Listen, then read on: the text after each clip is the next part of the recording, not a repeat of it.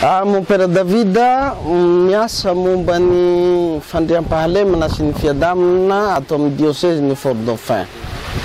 Ka manentana ireo tanora zay mbola tsy manana kara-panondro eto amin'ny diocèse. Zahay manampy azy ireo mba hahazo an'izy ireo zay tokony hoe ho azony amin'izao asa izao. Zay indrindra no antony mahatonga anay efa manao ezaka mba handeha ambanivohitra. Ny JTCP dia manampy ny olona mba hahazo ny fiadanana sy fandriam-pahalemana. Ka io indrindra no mahatonga anay mijoro sy manao zao ezaka rehetra izao eran'ny diocèse manontolo mba hahafahan'izy ireo hanana hoe fahefana, ka manentana anareo mba hanantona anay sy hitady anay amin'izay olana mety mahazo anareo. Ny mompera rehetra isaky ny district na paroisse dia manana fahefana mba handray anjara amin'izay maha JTCP izay.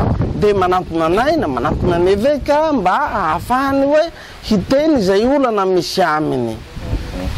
Entanina ianareo mba hanantona anay satria izahay dia nomena fahefana mba hanampy anareo eraky ny diocèse manontolo indrindra ny faritra Androsy ny faritra Anosy, ka manentana anareo mba hanantona anay izay mbola tsy manana kara-panondro.